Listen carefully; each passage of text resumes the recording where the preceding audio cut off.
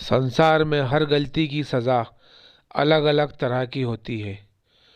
लोगों की सबसे बड़ी समस्या यह है कि वह हर ज़रूरी बातों को नज़रअंदाज कर देते हैं और जिसकी सज़ा उन्हें भुगतनी पड़ती है। ये कहानी है 21 वर्ष की सुमीत की, जिसने इतनी कम उम्र में ऐसे खौफनाक मंजर देख चुका है जो कोई अगर देखे तो उसके जीवन काल में शायद ही ऐसा उसने देखा होगा। क्योंकि इस तरह की घटना सैकड़ों में से किसी एक के साथ होती है। और आज सुमित की उम्र पूरे 55 वर्ष की हो चुकी है और आज भी जब वह अपनी बचपन की उस डरावनी चीज़ों को याद करते हैं तो उसके रोंगटे खड़े हो जाते हैं। तो आइए जानते हैं कि आखिर उसके साथ उस वक्त क्या हुआ था। ये बात बहुत पुरानी है। उस वक्त मेरी उम्र 21 साल थी और एक दिन मुझे अपने गांव से दूसरे गांव एक पूजा में जाना था जहां भगवान शंकर की पूजा होने वाली थी। वो गांव मेरे गांव से तकरीबन 5 किलोमीटर की दूरी पर था और मुझे पैदल ही वहां जाना था। इसलिए मैंने शाम होने से पहले ही उस गांव के लिए रवाना हो गया। कुछ ही घंटों में मैं वहां उस पूजा स्थल पर पहुंच गया। पूजा समाप्त होते होते रात के 2 बज गए। वहाँ रुकने की जगह तो थी, पर मैंने सोचा कि अब पूजा समाप्त हो चुकी है तो मैं अपने गांव से को ही लौट जाता हूँ।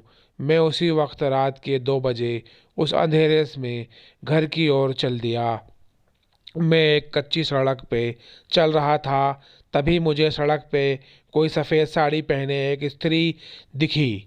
मुझे लगा शायद ये भी उस पूजा स्थल से होके आ रही है। मैंने देखा कि वो स्त्री एकदम से रुक गई और धीरे धीरे मेरे ओर बढ़ने लगी। थोड़ी देर के लिए मुझे कुछ समझ नहीं आया, पर अचानक मुझे उस स्त्री के हाव भाव कुछ अच्छे नहीं दिखे। मैंने उससे पूछा कि तुम कौन हो, पर वो कुछ नहीं बोल रही थी और मेरी तरफ आ रही थी। और समझ गया था कि इस अंधेरे रात में मेरा सामना एक प्रेत आत्मा से हो चुका है और मुझे इससे बचना था। मैं जानता था कि अगर मैं कच्ची सड़क पर रहा तो शायद मैं बच नहीं पाऊँ। मैं तुरंत ही पक्की सड़कों पर आ गया, क्योंकि मेरी माँ ने मुझे बताया था कि प्रेत कभी पक्की सड़कों पे नहीं आते। जैसे ही मैं पक्की सड़कों पे आया और तुरंत ही वो प्रेत आत्मा मेरी नज़र से ओझल हो गई और एक पल के लिए मेरे रोंगटे खड़े हो गए। कुछ देर में उसी सड़क पे खड़ा रहा, क्योंकि मुझे लगा शायद वो प्रेत फिर से ना आ जाए। पर काफ़ी देर रहने के बाद भी वो वहाँ नहीं आई। तब मुझे लगा कि अब वो जा चुकी है और अब मुझे जल्दी से घर जाना चाहिए। अब मैं थोड़ी ही दूर चला था कि फिर से मुझे अपने पीछे किसी के आने की आवाज़ सुनाई दी। मैं घबरा कर रह गया और मुझे डर लगने लगा कि अब मैं नहीं बच पाऊंगा। मेरे पैर तेज़ी से बढ़ने लगे और मैं डर से अपने पीछे देख भी नहीं रहा था कि कोई मेरे पीछे आ भी रहा है। तभी मेरे आगे एक मंदिर दिखा जो घास फूस की बनी हुई थी। मैं जल्दी से उस मंदिर में जाके बैठ गया। मैंने वहाँ देखा कि कुछ मूर्ति है जो अजीब सी आकार की बनी हुई है और उस पे पीले रंग की सिंदूर लगी हुई है।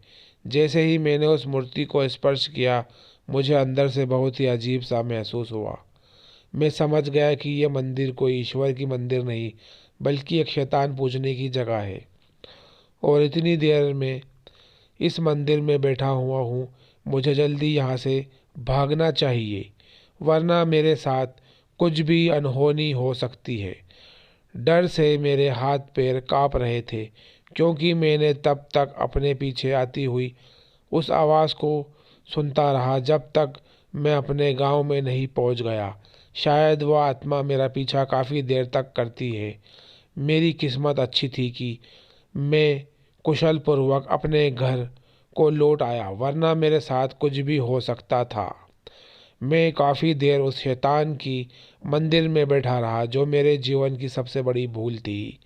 वहाँ से लौटने के बाद मेरी शारीरिक नुकसान तो नहीं हुआ पर मानसिक नुकसान ज़रूर हुआ।